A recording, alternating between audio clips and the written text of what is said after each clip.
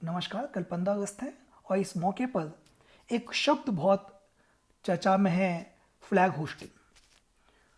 तो मुझे लगा क्यों ना आज हम इसी विषय पर चर्चा करें कि फ्लैग होस्टिंग और अनफर्लिंग ऑफ फ्लैग क्या होता है, क्योंकि आमतौर पे दैनिक जीवन में लोगों को लगता है कि दोनों शब्द एक ही हैं।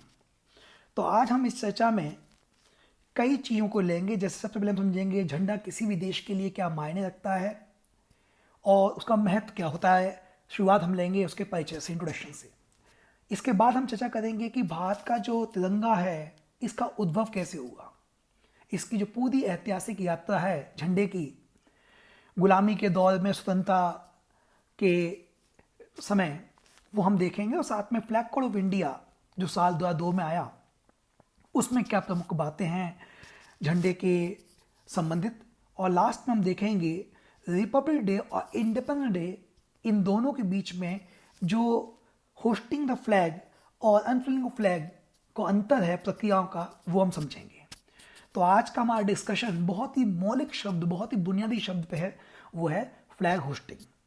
फ्लैग होस्टिंग से पहले हम समझते हैं कि फ्लैग होता क्या है। तो मैंने शुरुआत करी है गांधी के कोटेशन से, a flag is necessity for all nations, billions have died for it, it is no doubt a kind of relative which would be a sin to destroy. For the flag represents an ideal, the unfurling of the Union Jack evokes in the English blessed sentiments whose strength it is difficult to measure. तो गांधी ने ये जो इस्तेमाल किया है शब्द, उसमें उन्होंने ये कोशिश करी दिखाने की एक फ्लैग किसी राष्ट्र के क्या महत्व रखता है। और दूसरा भी गांधी कोटेशन है, it will be necessary for us Indian Muslims Christians Jewish Parsees and all others to whom India is their home to recognise a common flag to live and to die for. तो ये दोनों शब्द बहुत ही महत्वपूर्ण है। ये दिखाते हैं कि ध्वज किसी भी राष्ट्र के अस्तित्व का प्रतीक होता है, एग्जिस्टेंस, सिंबल ऑफ एग्जिस्टेंस।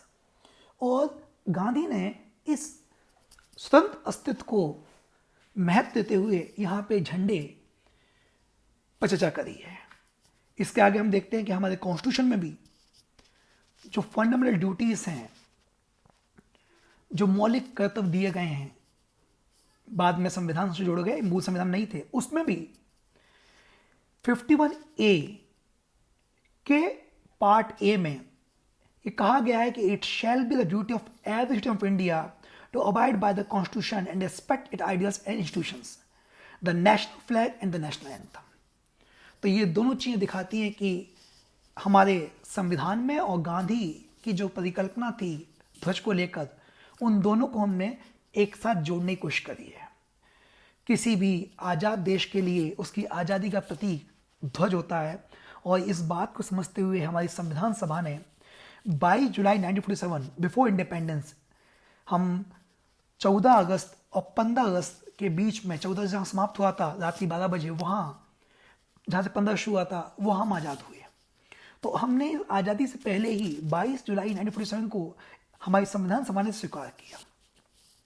और इस समय से लेके जब तक हमारा संविधान बन नहीं गया या पूरी तरह लागू नहीं हो गया 26 जनवरी 1947-50 तक, तब तक यही राष्ट्रीय ध्वज हमारा भारतीय डोमिनियन, जो हम थे, डोमेस्टिक स्टेटस हमारा, उसका प्रतीक था। और फाइनली 26 जनवरी के बाद ये रिपब्लिक ऑफ इंडिया का प्रतीक बन गया। इस तरह से इसको हमने लोकप्रिय नाम दिया तिरंगा, क्योंकि ये 3 कलरों से मिलकर बना था। अब जो तिरंगा है इसकी एक लंबी यात्रा है, और इस तिरंगे के साथ हम अपने देश के राजनीतिक विकास, पॉलिटिकल डेवलपमेंट या राजनीतिक चेतना के विकास को भी समझ सकते हैं।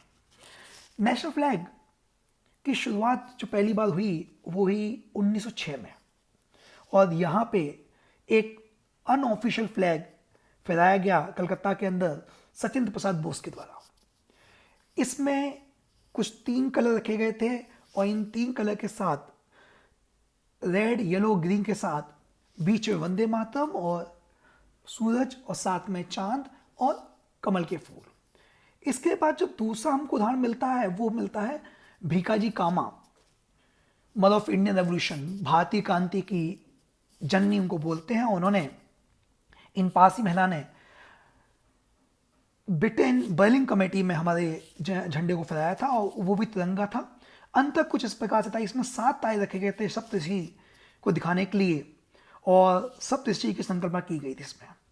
फाइनली इसके बाद 1917 का दौर, जिस समय हमें पता है कि भारत में फर्स्ट वर्ल्ड वॉर के बीच राजनीतिक चेतना बहुत तेजी से बढ़ी थी। तिलक और एनी बेसेंट नेतृत्व में होम रूल मूवमेंट की शुरुआत की गई थी, और इस होम रूल मूवमेंट के दौरान एक नया ध्वज निकल के आया, जिसमें यूनियन जैक को भी रखा गया, साथ में 2 कलर रखे गए इसके अंदर, रेड और ग्रीन के हॉरिजॉन्टल स्ट्रिप्स रखे गए इसके अंदर, और साथ में 7 तारे सप्तऋषि जो कॉन्फ़िगरेशन था वो इसमें रखा गया। साथ में ब्रिटिश यूनियन जैक, क्योंकि होम रूल की मांग चल रही थी, यहाँ पे पूर्ण स्वराज की बात नहीं चल रही थी, और इसी बात को लेके आगे हमको पता भी है कि होम रूल मूवमेंट में एक बिखराव भी आया, और फाइनली 1930 के बाद फिर हमने जब पूर्ण स्वराज का आदर्श अपना लिया तो होम रूल का मुद्दा खत्म ही हो चुका था। इसके बाद 1921 के दौर में जो गांधी भारतीय राजनीति में एक अखिल भारतीय आंदोलन शुरू करते हैं, तो उस दौरान भी एक झंडा निकल के आया, जिसमें 2 कलर रखे गए, एक हिंदू और मुस्लिम यूनिटी को दिखाने के लिए ग्रीन और रेड, और साथ में गांधी जी का जो प्रिय चिन्ह था चरखा, उसको भी दिखा गया, ताकि ये देश की प्रगति को दिखाए। फाइनली इसके बाद 1931 में एक और फ्लैग आया, और लगभग वो फ्लैग बाद में हमारे आज के फ्लैग के समान था, लेकिन कुछ थोड़ा बहुत अंतर किया गया। 1931 में फ्लैग आया, उस समय के हमें इतिहास होना पड़ेगा, उस समय किस प्रकार से पूर्ण स्वराज का प्रस्ताव पास हो गया था, और गांधी के नेतृत्व में सिविल डिसोबीडियंस मूवमेंट, या हम कहें कि नमक कर या नमक कानून तोड़ने का जो आंदोलन था वो शुरू हो चुका था। तो इस दौरान ये जो नया निकल के आया, इसमें 3 कलर रखे गए, एक ऊपर शेफरन, बीच में व्हाइट और फिर ग्रीन, और इसमें बीच में गांधी का चरखा दिखाया गया।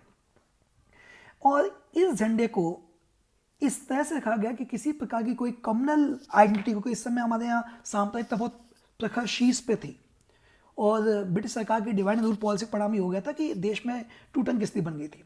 तो बाद में हमने इसी को थोड़ा बहुत चेंज करके, थोड़ा मतलब जो बीच चरखा था उसके बजाय हमने अशोक के चिन्ह को स्वीकार किया, और अशोक का जो चक्र है उसी को हमने अपने फ्लैग में जगह दी, शामिल किया।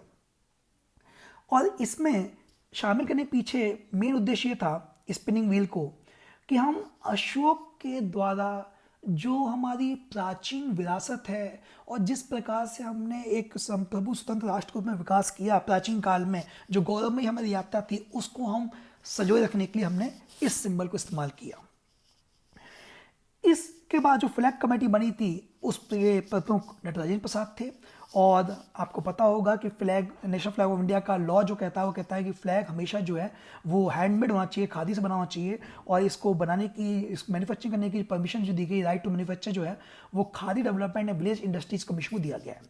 सुप्रीम कोर्ट ने साल 2002 में अपने एक फैसले में संविधान के मौलिक अधिकार, फंडामेंटल राइट्स के आर्टिकल 19(1)(a) के तहत इसको स्वीकार कर लिया है, और ये कहा है कि सभी लोगों का मौलिक अधिकार है कि वे उसे स्वीकार करें अधिकार को, लेकिन कोई भी अधिकार, कोई स्वतंत्रता असीमित नहीं होती है। इस पे भी सीमाएं लगाई गई हैं कि जो आप ध्वजा फहराएंगे उसके साथ कुछ नियमों को, कुछ शर्तों को भी आपको फॉलो करना पड़ेगा। वो नियम शर्तें हम देखेंगे फ्लैग कोड ऑफ इंडिया में 2002 में। इसके अलावा फ्लैग जो बनाया गया था, डिजाइन शुरुआत में हमारा जो फ्लैग डिजाइन किया गया था आज़ादी के समय, जो लागू हुआ बाद में, ये था पिंगाली वेंकैया के द्वारा। ये एक कृषक थे और साथ में जाने माने फ्रीडम फाइटर थे। प्रीलिम्स के एग्जाम में कई फैक्चुअल क्वेश्चन में पूछ सकता है। 3 कलर हैं। शेफरन कलर जो इंडिकेट करता है strength of courage of the country, जो किसी भी राष्ट्र के संप्रभु होने के लिए, सोवे होने के लिए सबसे आवश्यक चीज है। मिडिल कलर दिखाता है पीस को और ट्रुथ को धर्मचक्र के साथ में, और लास्ट जो ग्रीन कलर है वो दिखाता है देश की प्रजनन क्षमता को और साथ में हमारी समृद्धि की आकांक्षाओं को। चक्र जो लिया गया है वो सारनाथ से लिया गया है, और ये 3rd सेंचुरी का मॉडर्न एम्पर अशोक, और अशोक की जो महान साम्राज्य की स्थापना थी उसको दिखाने का प्रतीक है। चक्र हमेशा सदैव ही गतिशीलता का प्रतीक माना जाता है। फ्लैग कोड ऑफ इंडिया 2002 में अपनाया गया, और इसमें सभी भारतीयों को, चाहे वो अपने घर पे, चाहे वो अपने दफ्तर में या फैक्ट्री में, जहां भी चाहे, प्रत्येक दिन झंडा फहराने का अधिकार उनको दिया गया। और इसके साथ कुछ कंडीशन दी गई ताकि ट्राई कलर का तिरंगा का कोई अपमान ना हो। और इस पूरे फ्लैग कोड को हम बेसिकली 3 पार्ट में देख सकते हैं। पार्ट 1 में जनरल डिस्क्रिप्शन दिया है नेशनल फ्लैग का। पार्ट 2 में किसी भी public private organisation education institution में जो कोड को दिखाने के लिए नियम होंगे वो दिखाए गए हैं। पार्ट 3 में सेंट्रल स्टेट गवर्नमेंट और उनकी एजेंसीज और ऑर्गेनाइजेशंस में जो फ्लैग को लेकर कोड है उनको रखा गया। तो इस तरह से मूल रूप से फ्लैग कोड को 3 भागों में तोड़ा गया है। तो ये हमारे फ्लैग की यात्रा है। फ्लैग में हमें क्या क्या कर सकते हैं वो सब दिया हुआ है फ्लैग कोड के अंदर, और साथ में हम क्या नहीं करेंगे कम्युनल गेन के लिए, पर्सनल इंटरेस्ट के लिए। इसके अलावा फ्लैग को हम डिसरिस्पेक्ट नहीं कर सकते। और जब भी हम फ्लैग को लहराएंगे तो हम कोशिश करेंगे कि उससे ऊपर कोई चीज़ नहीं होनी चाहिए, ताकि जो फ्लैग की सर्वोच्चता है, जो सम्मान है, वो सदैव बना रहे। अब हम आते हैं अपने टॉपिक की शुरुआत का विषय लिया था उसी को, कि फ्लैग होस्टिंग और फ्लैग को जो अनफ्लैगिंग कहते हैं उसमें अंतर क्या है।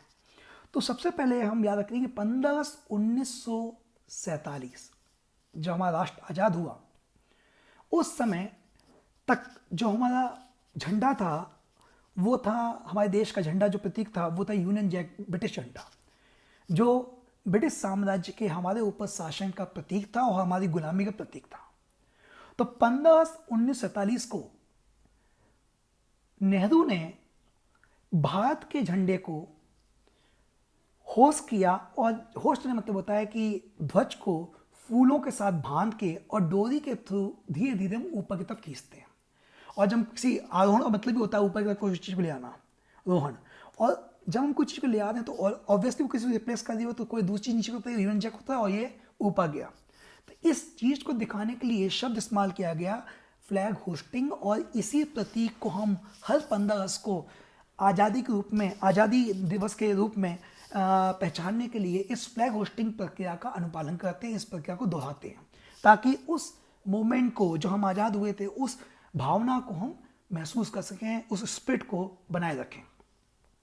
इस फ्लैग होस्टिंग की प्रक्रिया में जब धीरे धीरे फ्लैग ऊपर जाएगा, अंत में जाके वो सबसे ऊपर सीमा तक पहुंच जाएगा पिलर के, और फिर वहां पे हम उसको डोरी खींचेंगे तो वो लहराएगा, उसमें से फूल नीचे बिखर के गिरेंगे। तो एक तरह का पूरा फूलों की बारिश से नीचे लोगों के ऊपर होगी।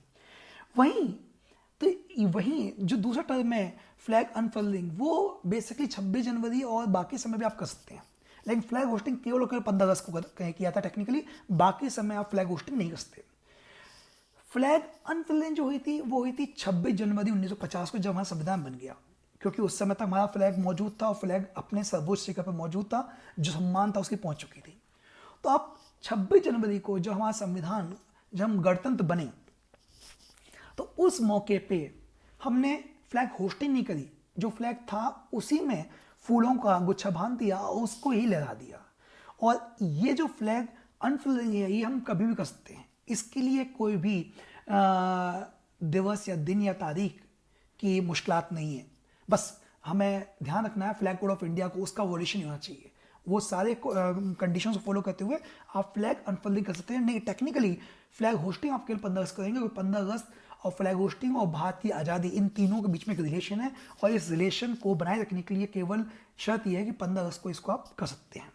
सेकेंड डिफरेंस ये होता है कि जो फ्लैग होस्टिंग है वो हमेशा पीएम करेगा, क्योंकि पीएम जो होगा वो देश का राजनीतिक प्रमुख होता है। वास्तविक कार्यपालिका प्रमुख, नॉमिनल तो प्रेसिडेंट है, लेकिन वास्तविक जो है वो पीएम होता है। और इस चीज़ को दिखाने के लिए पीएम ही फ्लैग होस्टिंग करते हैं। और क्योंकि कॉन्स्टिट्यूशनल हेड देश का राष्ट्रपति होता है, इसलिए जो फ्लैग अनफर्लिंग 26 जनवरी को जो होता है वो राष्ट्रपति करता है। और जिस दिन प्रधानमंत्री देश को फ्लैग होस्टिंग करेंगे 15 अगस्त को, उस दिन वो देश को संबोधित भी करेंगे।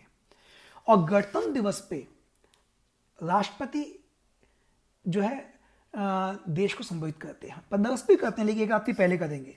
लाल किले के प्राचीर से केवल और केवल प्रधानमंत्री ही ध्वज को फहराएंगे, ध्वजारोहण करेंगे, और ये प्रधानमंत्री कर्तव्य है। इसके अलावा 26 जनवरी को